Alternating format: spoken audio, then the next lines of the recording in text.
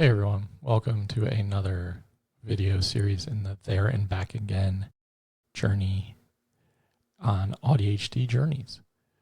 I want to talk a little bit about the AuDHD tug of war that I experience as an entrepreneur and a human, because I've been talking about burnout pretty often, and I attribute this to my burnout significantly. So if you are an autistic ADHDer like myself or an AuDHDer, it's very likely that you're experiencing a push-pull of sorts, of kind of feeling like you're living in two different existences and brains. And, you know, ADHD for me, and this is not going to be true for everyone, but ADHD for me is really about novelty-seeking, sensation-seeking, intensity, impulsivity, recklessness, creativity, gets bored really easily, seeking out new stimulation and ideas and things that feel exciting.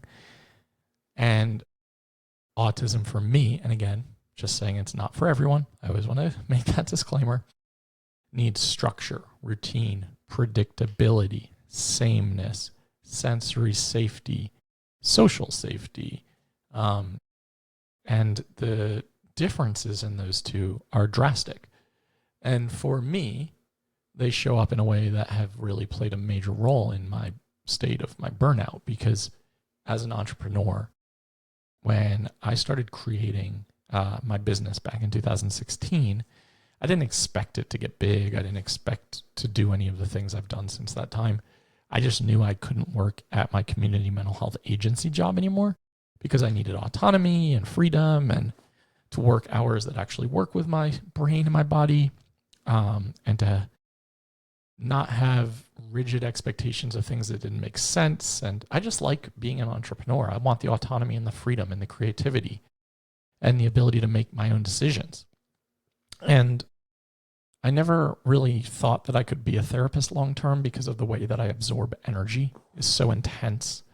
And it proved to be true, as I had developed a really rare throat condition during that time that impacted my vocal cords and swallowing, and had to have 2 major surgeries, and lost my ability to speak in a way that was able to be sustainable long-term for a while until I learned to voice differently.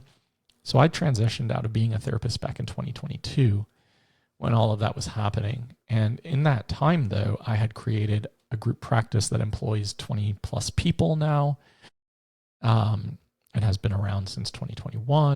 My other business, All Things Private Practice, started taking off with like coaching programs and courses and podcasts and retreats and speaking opportunities, and one thing built upon the next. And there was a lot of excitability back then. There was a lot of creative energy.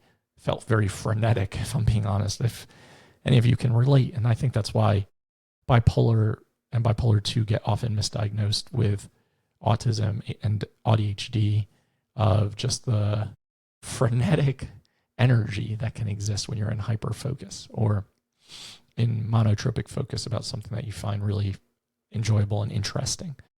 It's almost that flow state that just takes over. And then that mood dysregulation when you come out of it, or when you are not realizing how impacted you are by all of these things, in the sense of burnout, and sensory shocking, basically. I always feel like an exposed nerve ending being shocked all the time. So all of these projects built one thing onto the next, and success upon the next, and you kind of almost start chasing it. Like, you know, I've talked about my gambling addiction, but definitely is chasing the dopamine, and chasing the next project because it's exciting. And I was never even able to sit with pride with like the successes I've had or the accomplishments. It was always on to the next thing, and then the next thing, and the next thing. So that was a part of my journey for 5 or 6 years. And then I started realizing, like, I'm getting sick more. I'm more chronically fatigued than I've ever been. It takes me longer to recover from retreats or conferences or summits or courses or from marketing or whatever. And I just can't continue going at this pace. And I tried for a long time. I had tried to push through, because before I unpacked a lot of my own internalized ableism about what it means to be autistic ADHD for me and being disabled in a lot of ways, I would have that mentality of, you can get past this. You've already done this before. You just have to try harder. You just have to outthink it. You just have to push harder. And when I kept hitting that wall and those strategies no longer worked because I had far exceeded my capacity to deal with these stressors and strains, I started collapsing physically and mentally and getting sick constantly and feeling pretty shitty constantly, mentally and physically. And coming to terms with disability, coming to terms with capacity and limitation, getting really realistic about the things I can and can't do. There's a lot of grief in that part of the journey. There's relief as well. If I'm being honest, you start to say no to a lot of things you might have said yes to. Maybe you were a people pleaser like myself because we had to like do so to fit in and belong and not be bullied and have a role and have some self-worth. And setting boundaries feels really hard at first. I welcome it now. I say no to almost everything. And that was really scary for a long time because financially it was really scary as a small business owner. I struggled with it psychologically of saying no and feeling like I'm missing out or not being a part of things, not being invited to things that I used to be invited to. And I also know that I have to protect my energy at all costs. I have to protect my sensory system at all costs. I have to reduce demands at all costs.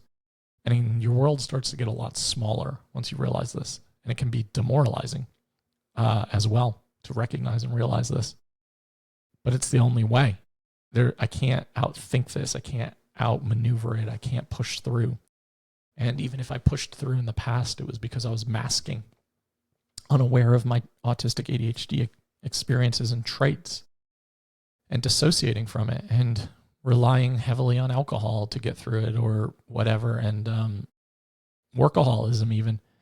And fast forward to now, February 2026, and all the things. I could list out accomplishment and creation after accomplishment and creation, and it won't fucking matter because I'm 39 years old and I feel like I'm 100. And I feel like I've aged myself so rapidly and intensely that I can't get it back. And I often have this existential thought of, was it all worth it? And the answer, very honestly, is no.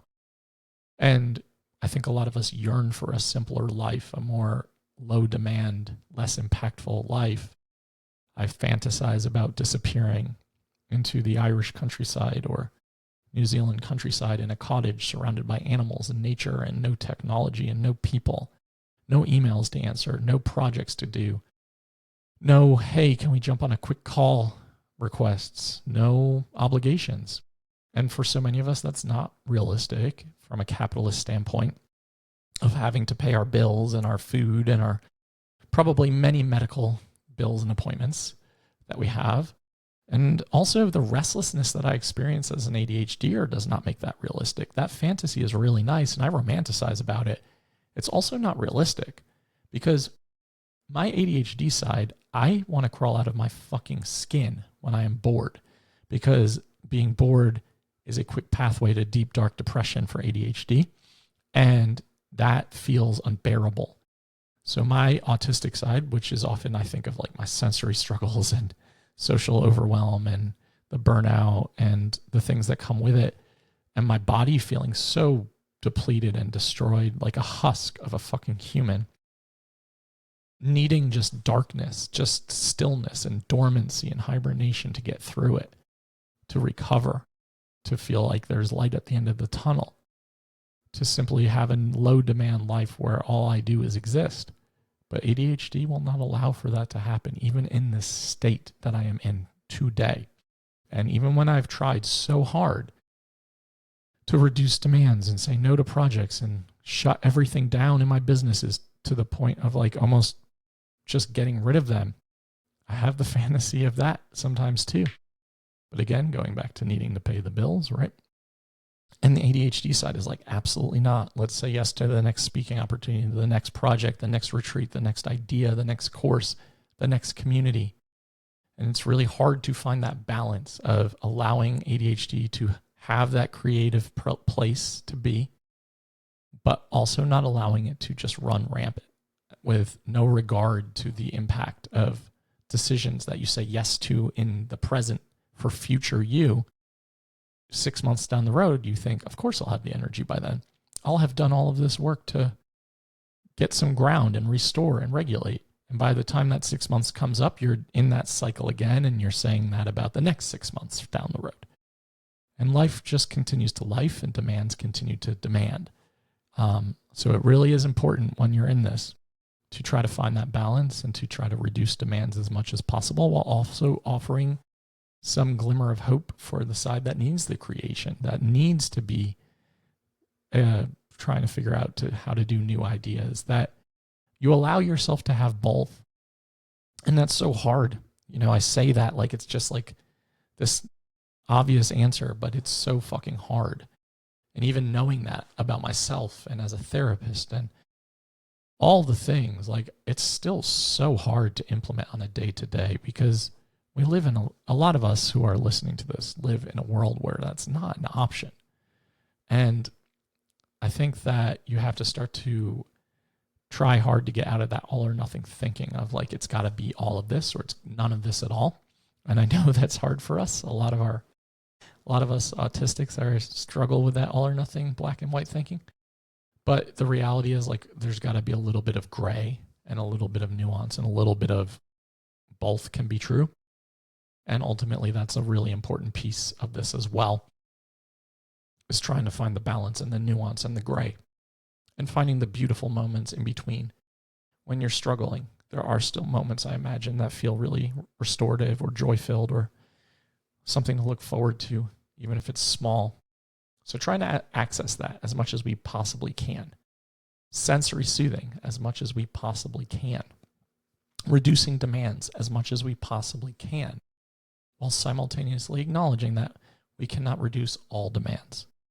That would feel really unrealistic unless you have an enormous amount of resource and money and live in a place where that's possible. Then I want to hear about it. But I hope you watched my burnout recovery plan video or my videos on burnout and escaping to Ireland and kind of needing this drastic reset in my life. And I am cautiously optimistic that it will help, but I only think it will help a little bit. I do not expect to have this experience and then all of a sudden, voila, everything is solved. It's not realistic either, unfortunately.